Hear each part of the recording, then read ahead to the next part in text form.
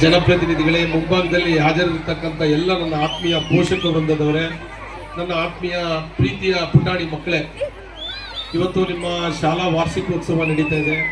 ಸಾಂಸ್ಕೃತಿಕ ಕಾರ್ಯಕ್ರಮಗಳು ನಡೀತಾ ಇದೆ. ಆಕ್ಚುಲಿ ಕಾರ್ಯಕ್ರಮಕ್ಕೆ ಬೇಗ ಬರಬೇಕಾಗಿತ್ತು, ಬೇರೆ ಬೇರೆ ಕಾರ್ಯಕ್ರಮ ಇದ್ದಿದ್ದರಿಂದ ಸ್ವಲ್ಪ ತಡವಾಗಿ ಬಂದಿದ್ದೀನಿ.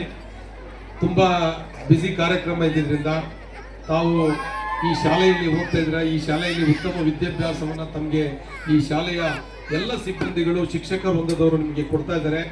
ಭಗವಂತ ಒಳ್ಳೇದು ಮಾಡಲಿ. ಅದೇ ರೀತಿಯಲ್ಲಿ ಪ್ರತಿ ವರ್ಷ ಕೂಡ ವಾರ್ಷಿಕೋತ್ಸವ ಕಾರ್ಯಕ್ರಮವನ್ನು ಮಾಡ್ತಾ ಇದ್ದಾರೆ. ಸತತ 12 ವರ್ಷಗಳಿಂದ ಈ ಭಾಗದ ಎಲ್ಲ ವಿದ್ಯಾರ್ಥಿಗಳಿಗೆ, ಹೆಚ್ಚಿನ ಭಾಗ ಈ ಭಾಗದ ಎಲ್ಲ ವಿದ್ಯಾರ್ಥಿಗಳಿಗೆ ಶಾಲೆಯಲ್ಲಿ ಓದ್ತಾ ಇದ್ದಾರೆ. ತಮ್ಮೆಲ್ಲರೂ ಕೂಡ ಒಳ್ಳೆಯದಾಗಲಿ ಅಂತೇಳಿ ಭಗವಂತನ ಪ್ರಾರ್ಥನೆಯನ್ನು ಮಾಡ್ತೀನಿ.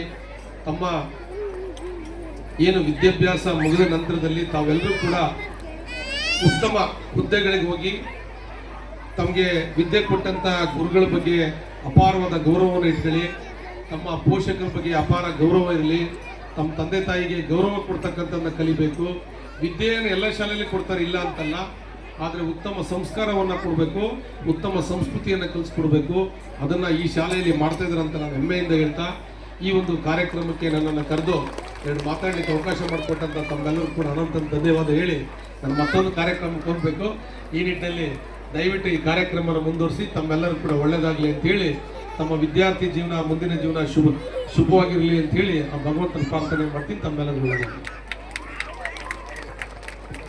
ಧನ್ಯವಾದಗಳು ಸರ್.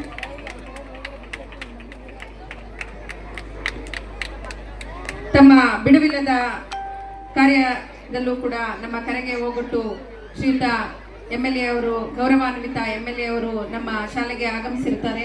ಅವರಿಗೆ ಅನಂತ ಅನಂತ ಧನ್ಯವಾದಗಳು.